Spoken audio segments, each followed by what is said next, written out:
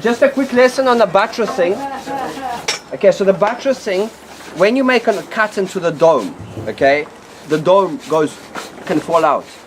So this is a buttress for our big dome. Okay, the tunnel is a buttress for the sandbag dome. Okay, it's very important that you buttress, because when you make an opening in the dome, it just can come out. So I didn't do this because I wanted a fancy thing, but the buttress can also act as a lovely seat. Here you put a nice couch and you can sit nicely against it. It's perfect. Okay, because we made such a big window, see, this is a big window, we had to make this as a buttress for this big window. If you make smaller window, you don't need to make a buttress for the window, but because this is such a big buttress, big window, you don't make big windows in a sandbag dome. You make big windows in an aircrete dome, but if you make a big window in a sandbag dome, we had to make this buttress. You can, if you want, make this straighter, and then this can be a seat as well, or a couch. Okay, but then you need a little something here. Where else do we have buttress? Let's go on the other side.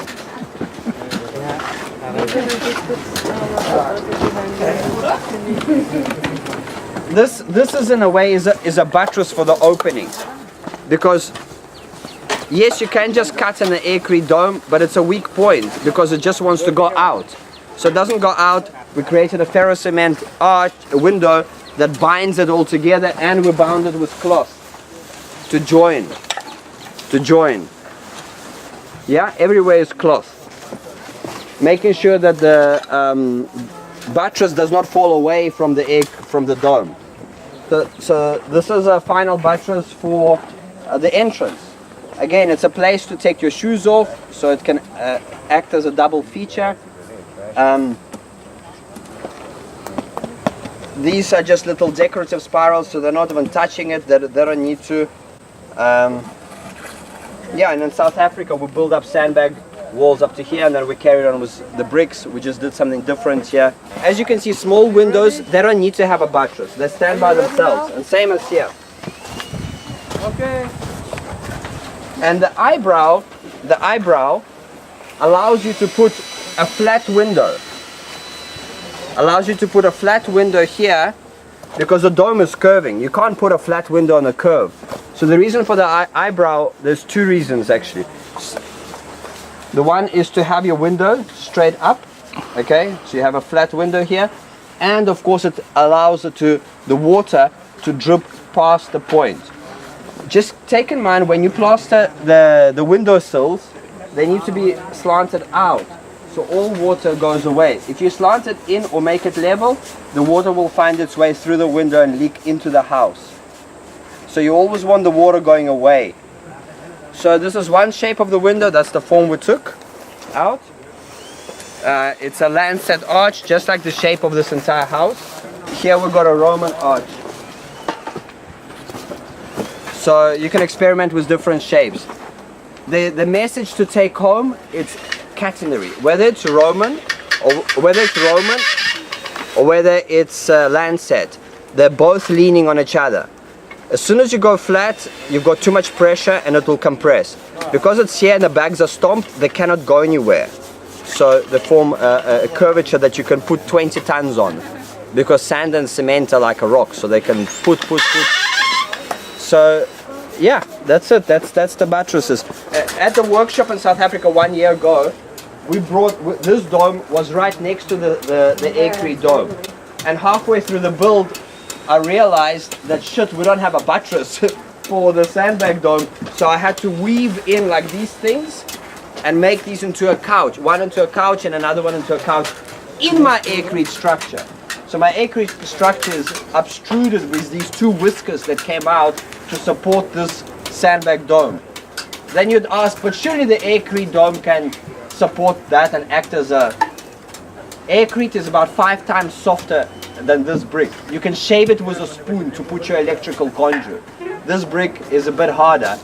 So aircrete cannot support sandbag structure. Sandbag structure will push it right over and smash it.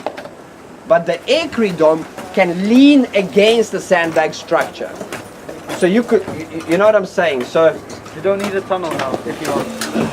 you need a tunnel for this guy. The only reason we made a tunnel is for the sandbag dome.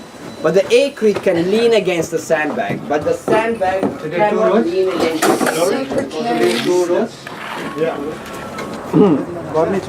I've realized that this cloth was quite loose. It was like this flatting, so it was serving no function.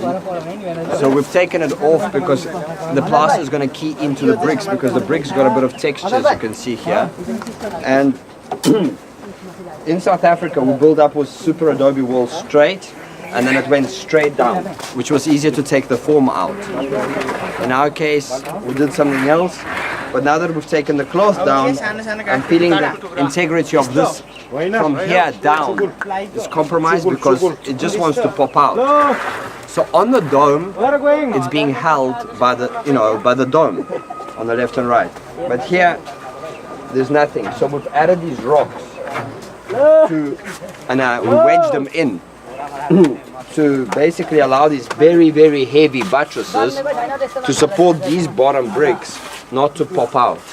So this was a very functional decision. I mean, it's fine like this, but we're building for earthquakes.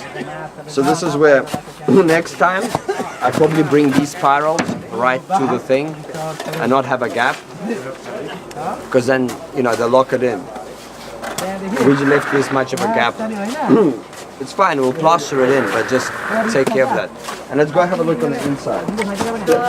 As you can see, because the questions were, why can't we go with these side dome bricks all the way here? And the way that Hajar has taught me is that you do the arch fully of bricks, and then these bricks go on the outside, and they support it from not popping out because they can't go anywhere. First of all, they're stacked all over, there's super adobe wall there. So you make a full arch out of these bricks, which was built by itself without even the dome being here. And then once the dome locks into here, then that's it. And now you can see it's like an igloo. The guys did really good job shading away the sides. Like here, he's also doing it, and he's carrying on to bring these parts of the super adobe in line with the compass. Because you don't want the thing sticking out here. No, not so this is a good job. Yeah, I mean, there'll be a plaster there and we'll cover in. But as you can see from top, you can see from the top, this is really sticking out. And this can be avoided if we have a compass and we build our super adobe bags to the compass. And we actually shape them, because it's much easier to take a brick and just shape them a bit, or even cut them the next day, So because we didn't have a compass, we had to kind of improvise, and we did our best. I like this. So yeah, it's really came on quite well. So that's it on the arch, on the buttresses. Thank you.